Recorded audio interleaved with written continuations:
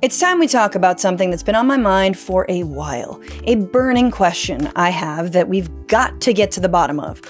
Why are all the right-wing weirdos so obsessed with Lord of the Rings? That's the question. And we're not talking about normal fandom. Normal fandom is going to Comic-Con 10 years in a row dressed as Aragorn, meeting the love of your life dressed as Arwen, and then hiring a Gandalf impersonator to officiate your Shire-themed wedding. That's normal. What's not normal is naming your military tech company after a Lord of the Rings sword, your surveillance company after a Lord of the Rings crystal ball, or your venture capital fund after a Lord of the Rings ring. Naming objectively evil things that kill, monitor, and swindle people after heroic objects in the Lord of the Rings is a misunderstanding at best and terrifying at worst. So why are people like J.D. Vance, Elon Musk, and Peter Thiel obsessed with this story about how small, hungry gingers save the world? What about second breakfast? And how is their obsession a painfully hypocritical misreading of Tolkien lore in The Lord of the Rings? Let's get one thing out of the way. I am not a Lord of the Rings superfan, nor an expert. I am what some of you might call a filthy casual.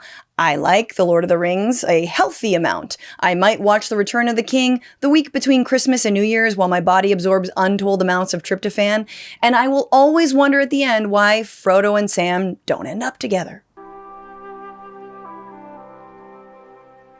That's love, okay? I don't care how many kids Sam has later on with his wife. But what I will say is that like any great work of art, people have had multiple interpretations of Lord of the Rings, many seeing it as an allegory for real-life problems ever since the books were published in the 1950s, and when the films by Peter Jackson came out in the early 2000s.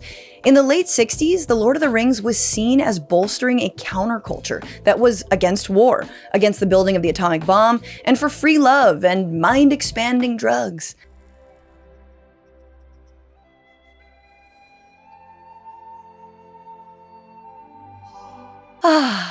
To be fair, taking mushrooms in the woods is the closest I've ever come to living in the Shire, and it was glorious. Lord of the Rings is the story of quite literally a little guy standing up against the big and powerful, just as many who protested and fought in the 60s and 70s did.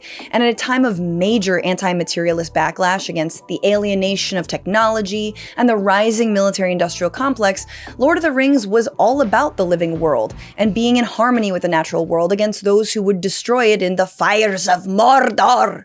The Beatles, Pink Floyd, Genesis, Led Zeppelin, and Black Sabbath all had Lord of the Rings inspired songs or inspired vignettes in their songs.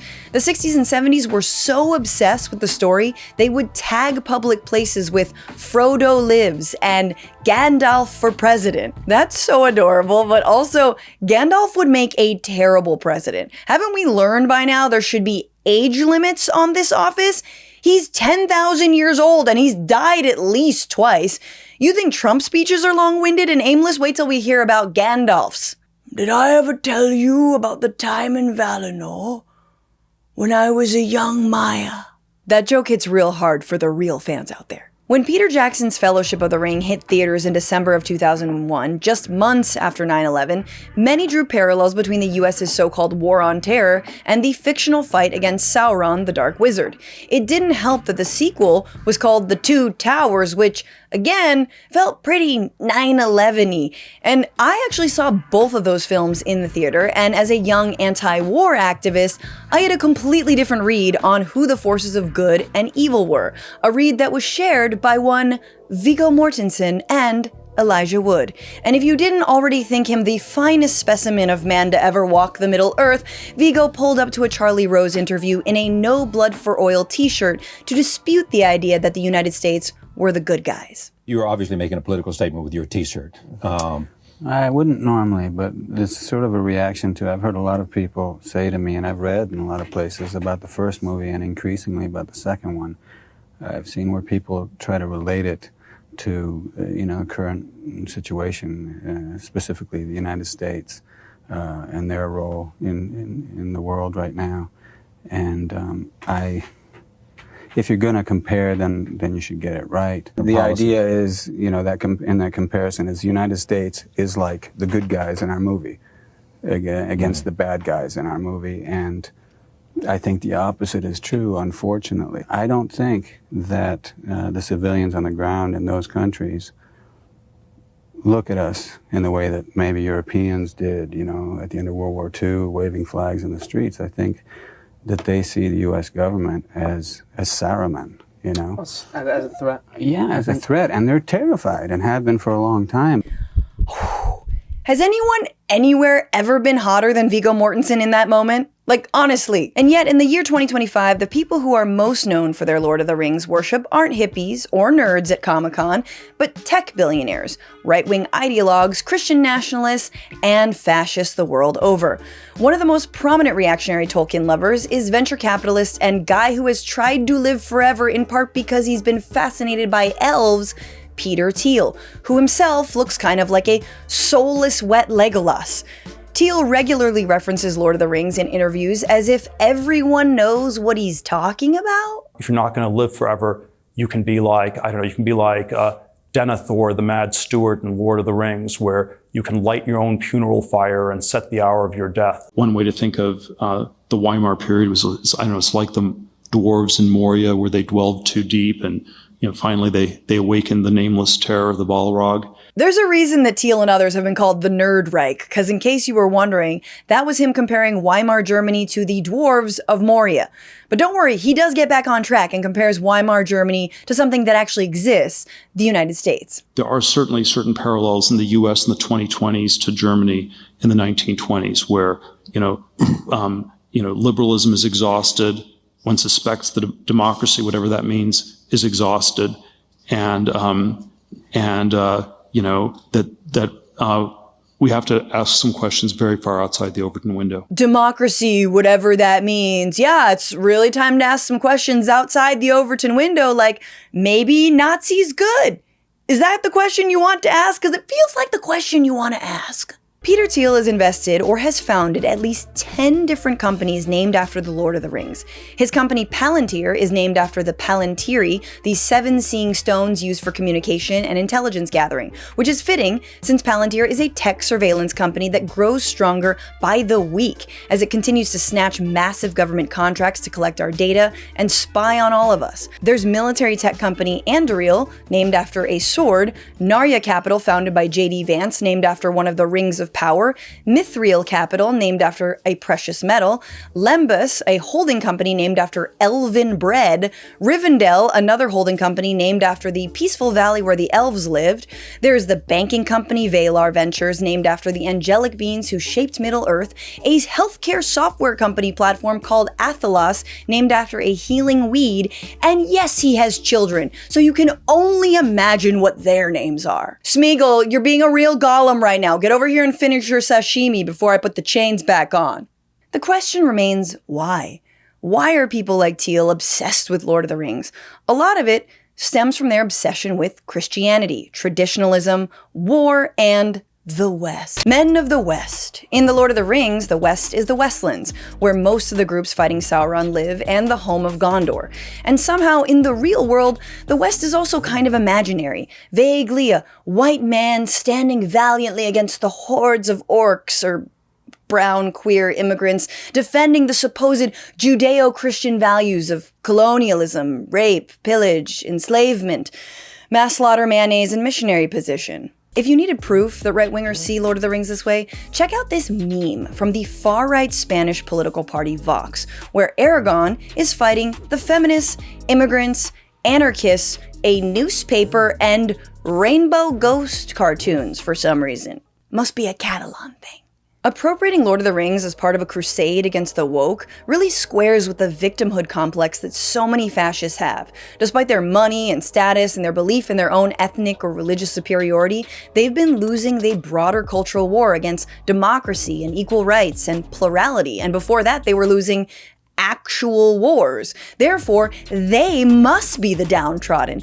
They must be the hobbits fighting Sauron and Saruman. Italian Prime Minister Giorgia Meloni, who has been part of reviving the Italian far right while secretly loving but publicly dropping the whole Mussolini baggage, is also a huge Tolkien fan. As a teen, she went to a hobbit camp set up by the Italian right to try and rebrand themselves as underdogs, which is incredible. That pitch meeting must have been wild. Okay, hear me out. What if we do a Mussolini only a smaller, cuter, cuddly? We call him Bilbo Sulini. You cannot get mad at Bilbo Sulini. Look at his feet, they're so cute. So what if he's homophobic? Nowadays, nowhere is the victimhood complex stronger than with the American right and the billionaire class. It's not just Teal, Elon Musk is also a Lord of the Rings fan, and so is former Republican Senator Rick Santorum. Jeff Bezos is such a fan, Amazon overpaid the Tolkien estate to buy the television rights to Lord of the Rings and then created Rings of Power, which upset fan Musk so much because apparently there weren't enough good male characters in it. Almost every male character so far is both a coward, a jerk, or both. Only Galadriel is brave, smart, and nice. He does kind of have a point. I mean, the genre is fantasy after all. If there are wizards and dragons and magic, then men can be nice. And on a side but not unrelated note, remember how the show got review bombed by bigots after it premiered, in part because there was a black elf and a black dwarf? Imagine the shock of these racists seeing a black dwarf and being like, get your woke DEI away from what I always assumed was a grotesque racial stereotype of Jews. Rich and powerful people who are already winning somehow think that they're Frodo. They think they're Aragorn, and that they're in some battle with darkness. J.D. Vance's friend and conservative writer Rod Dreher told Politico that God was using Vance to fight darkness, saying J.D. Vance might be Frodo of the Hollers, a veritable hillbilly hobbit. Hillbilly hobbit? That's redundant. Hobbits are already hillbillies. They marry their cousins and smoke Longbottom Leaf all day and literally live inside hills. Mark Andreessen, head of the venture capital firm Andreessen Horowitz, known for his head, really, and his fear that AI will become woke, quoted The Lord of the Rings in his cringe techno-optimist manifesto, saying, "We believe in undertaking the hero's journey, rebelling against the status quo, mapping uncharted territory, conquering dragons, and bringing home the spoils for our community." Who's your community? The billionaires or the balds? Because I know a lot of balds who are still waiting for their spoils. The other aspect of the Lord of the Rings worship is who these fans think J.R.R. Tolkien was regarding his religion and his worldview. And who J.R.R. Tolkien was is someone who hated when fans of his work, whether hippies or fascists, likened his writing to history or the present moment. He said, "I cordially dislike allegory in all its manifestations and have always done so since I grew old and wary enough to detect its presence." Well, buckle up, dead man, because a whole lot of conservatives think your work means that they're heroes. Vice President J.D. Vance has said, "I'm a big Lord of the Rings guy, and I think, not realizing it at the time, but a lot of my conservative worldview was influenced by Tolkien growing up." Now, drawing a conservative message seems a little odd to an average viewer of Lord of the Rings, but that's because you're not cherry picking hard enough. Tolkien was indeed Catholic, and adult convert J.D. Vance is so Catholic, he killed the Pope, which again is like my kid killing Chuck E. Cheese. She just loves him so much. But the late Pope Francis is kind of relevant here because of his disagreements with J.D. Vance over Catholicism. You see, just because Tolkien was Catholic doesn't mean he embraced conservatism. In fact, evidence shows that it was quite the opposite. The author Holly Ordway wrote an entire book about Tolkien's faith and concluded he was someone who, while writing about dark forces and evil villains, said he did not believe in absolute evil, but he did believe in absolute good. She writes about Tolkien's belief in Christian concepts of pity and mercy. That's very clear throughout Lord of the Rings. Theoden has mercy on Wormtongue even after he was manipulating him. Bilbo decides to have mercy on Gollum in The Hobbit. It's a pity Bilbo didn't kill him when he had the chance. Pity? It was pity that stayed Bilbo's hand. Lord of the Rings has got loving thy neighbor and welcoming the stranger all over it, as dwarves and man, elves, hobbits, and those tree guys work in solidarity, even though they're not all yet in the crosshairs of Saruman. Like Mortensen says, in the Two Towers, you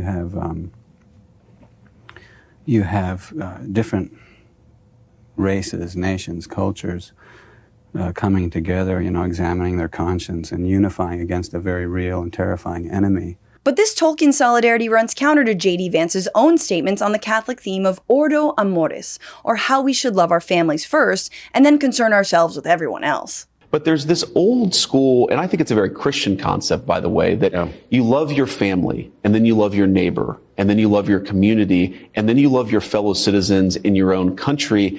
And then after that, you can focus and prioritize the rest of the world.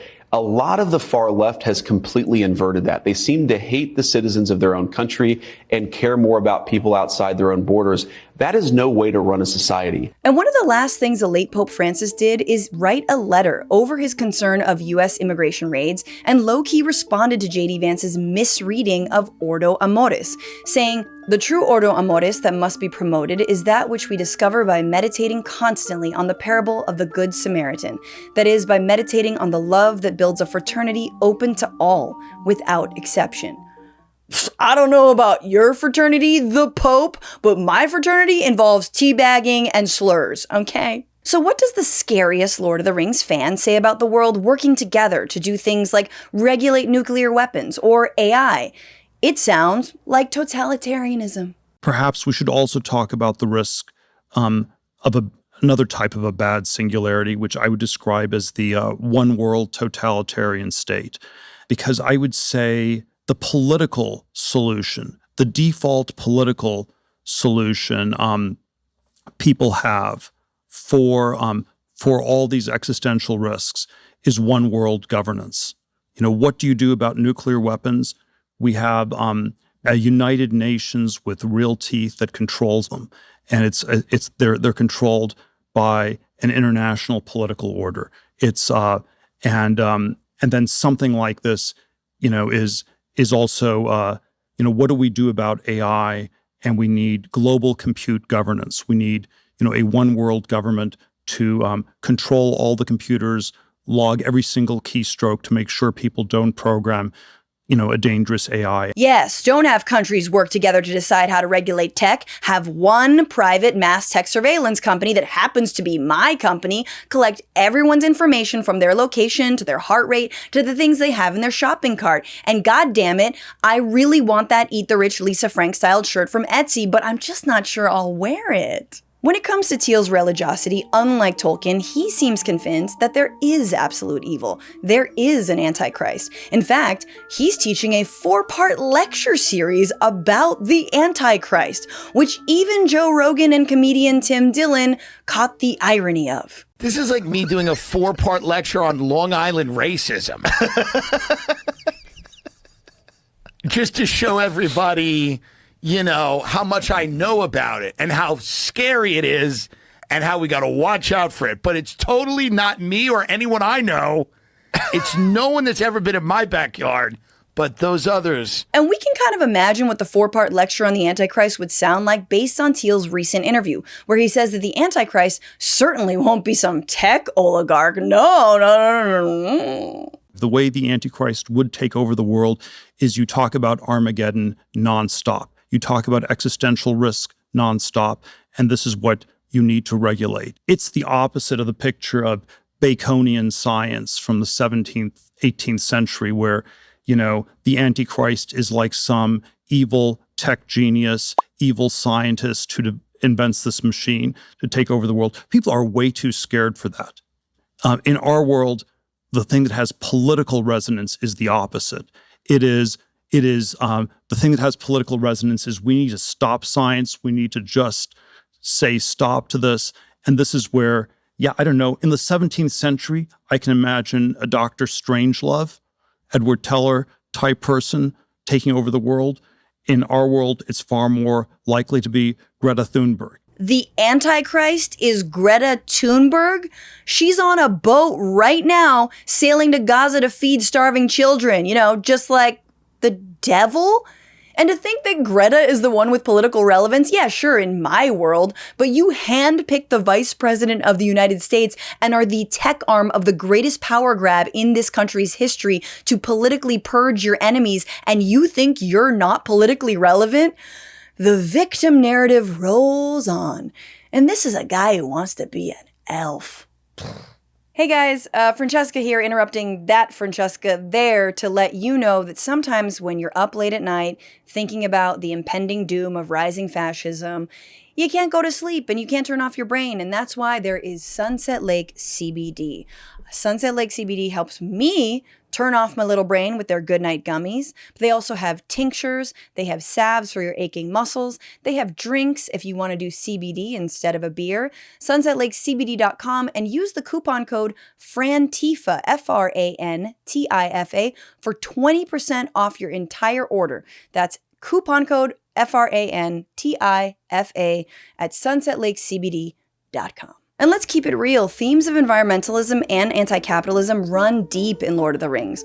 Mordor is a place where the natural world is used as kindling to create creatures of destruction, as it stands in direct opposition to not just the pastoral safety of the Shire, but all of the many forests Tolkien depicts in his book. The Trollshaws, the Mirkwood, the Old Forest, Beleriand, Valinor, Lothlorien, where the elves live, and the Fangorn Forest. Remember what causes the Ents to rise up? Tolkien loved nature and proudly described himself as a, quote, hobbit in all but size. I like gardens, trees, and unmechanized farmlands. I smoke a pipe and like good plain food. If anyone is also a hobbit, it's climate activist Greta Thunberg. After all, she hates smog. That's pretty good, right? That's super dumb. Meanwhile, Teal is invested in companies that seem pretty Mordor-esque, creating machines for destruction like Anduril, again named after a sword, whose founder Palmer Luckey not only looks like a tourist shopping for children in Thailand, but is deeply obsessed with using tech for murder. I love killer robots. This is a joke, right? I'm so scared right now, but it is a TED Talk, so we're just gonna keep smiling and selling CDs to people without CD players. Just gonna find my exits real quick and scrub my fingerprints when I get home. Anduril is a tech company that is disrupting the defense industry by deregulating it. It has successfully lobbied the government to invest in AI-run killer drones, for example. It has received multiple multi-million-dollar contracts with Customs and Border Patrol, the Department of Defense, and even under Joe Biden. And baked into Trump's big fugly bill is a stipulation that $6 billion in border technology only go to companies that can provide autonomous capabilities, which is an indirect reference to one company only, Anduril. It's so clear that the Nerd Reich aren't the hobbits, nor the elves, or dwarves, or even the men. They're not the good guys in Lord of the Rings. They are Saruman, drunk on power and using the world's resources to create massive surveillance and massive armies of their real-life Uruk-hai. We will drive the machine of war with the sword and the spear and the iron fist of the orc. They set up polluting data centers in our lands that drain our resources, destroying nature to make way for their dumbass voyages to space or new killing technologies, in part to control the rest of Middle-earth, us diverse wokies who are simply trying to live a life of dignity. But creeps like Palmer Luckey still don't see it, insisting recently it's the non-techies who don't get Lord of the Rings. So many people diametrically opposed to everything devout Catholics like Tolkien stood for nonetheless proclaim that modern defense tech chuds are illiterates who don't understand his works. Yeah, take it from the evil Doonesbury cartoon about Tolkien's Catholicism. Also, did he just own the word chud? Alright, look, let's say techies just get it, and us normies don't. How do you explain, then, 13 former chuds who used to work at Palantir, who are internally called hobbits, by the way, penning an open letter that accused Palantir of becoming a tool of authoritarianism and using Lord of the Rings-like mythology to explain how the company has changed over time? They wrote, early Palantirians understood the ethical weight of building these technologies. A code of conduct was crafted to uphold democracy, preserve the spirit of free scientific inquiry, and ensure responsible AI development. Guardrails were set to prevent discrimination, disinformation, and abuses of power. These principles have now been violated and are rapidly being dismantled at Palantir Technologies and across Silicon Valley. That's a huge indictment from fellow nerds. Teal also can't even learn the lessons of the very lore he purports to love, because in The Lord of the Rings, the Palantir drives Denethor insane, leading him to kill himself.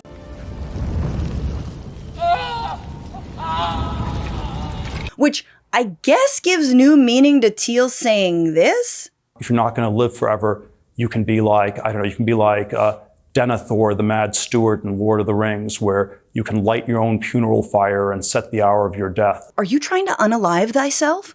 I mean, if you set the hour, I'll grab a few friends and we will gladly warm ourselves in that pyre. Nay, light it for you, good sir. And if you needed any more evidence that these tech oligarchs are turning into the very dark forces they supposedly loathe, a former partner of Peter Thiel's founder fund, Kevin Hartz, has co-founded a home surveillance company that's called Sauron. That's right, the good guy, the big, lovable eyeball of fire in the sky, Sauron.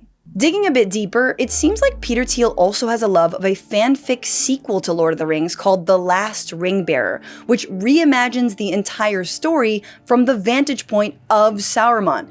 To hear Thiel summarize it, quote, Gandalf's the crazy person who wants to start a war, and Mordor is this technological civilization based on reason and science. Outside of Mordor, it's all sort of mystical and environmental, and nothing works. Anyway, it's really clever. Yeah. Very clever to just think, what if bad guy, good guy? Thiel clearly identifies with Saruman and Sauron, which is totally unfair to those characters, if I'm being honest. Because those guys, yeah, they were bad, but they had swagger, you know, some sway, some riz, if you will. And if you stacked all of these rich geeks on top of one another in a trench coat, they might have the personality of one hairy goat leaf. Might.